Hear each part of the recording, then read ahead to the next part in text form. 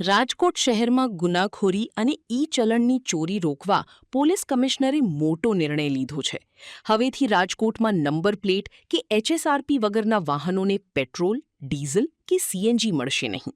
ગુજરાતમાં પહેલીવાર લાગુ કરાયેલા આ નો નંબર પ્લેટ નો ફ્યુઅલ નિયમ હેઠળ તમામ પેટ્રોલ પંપ પર સીસીટીવી કેમેરા અને ખાસ વોર્નિંગ બોર્ડ લગાવવા ફરજિયાત કરાયા છે.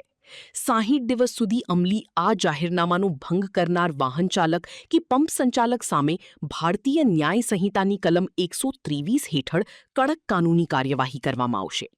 ઈ-ચલણથી બચવા તેમજ hit and run, chain snatching, લૂંટ જેવા ગુનાઓ આચરીને નંબર પ્લેટ વગર ભાગી જતા અસામાજિક તત્વોને ડામવા માટે આ કડક પગલું ભરાયું છે. સમગ્ર મામલે જેસીપી ચૈતન્ય માંડલિકે જણાવ્યું હતું કે છેલ્લા 15 દિવસથી આ અંગે વિશેષ ઝુંબેશ ચલાવાઈ રહી હતી અને વાહન વગરના ગુનાઓ રોકવા ગુજરાતમાં પહેલીવાર રાજકોટમાં આ નિયમ લાગુ કરાયો છે.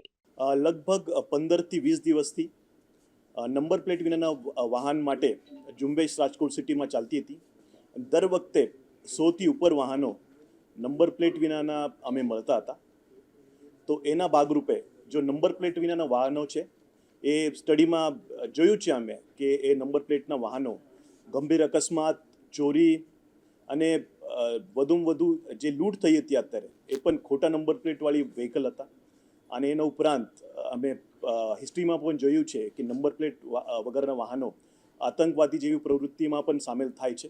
એટલે પબ્લિક સેફટી જળવાઈ રહે એ માટે BNSS 163નું જાહેરનામું રાજકોટ સીપી શ્રી બ્રેશકુમાર ઝા સાહેબે બહાર પાડ્યું છે કે નંબર પ્લેટ ના હોય તો જે જાહેરનામામાં કહ્યું છે કે નંબર પ્લેટ ના હોય તો એમને ઈંધણ મળશે નહીં. આ જાહેરનામા દરેક જે સિટીમાં પેટ્રોલ પંપ માલિકો છે એમના માટે છે અને વાહન ચાલકો માટે પણ છે.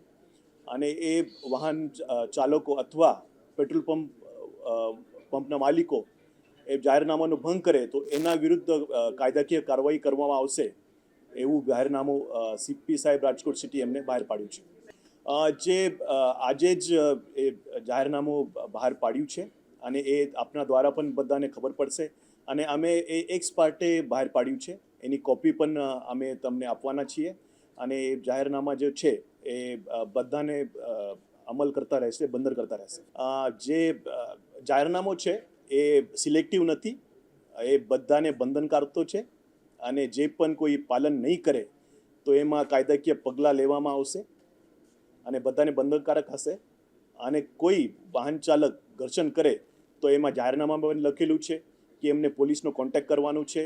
અને અમે અત્યારે જ દરેક પીઆઈ, પીએસઆઈ, દરેક ગાડી અમારી પેટ્રોલ પંપ જઈ અને જે પેટ્રોલ પંપ પેટ્રોલ ફિલર છે, જે માલિક છે એમના સાથે અમે ચર્ચા કરી રહ્યા છીએ અને એમના જે સૂચનો છે એ પણ લઈ રહ્યા છે.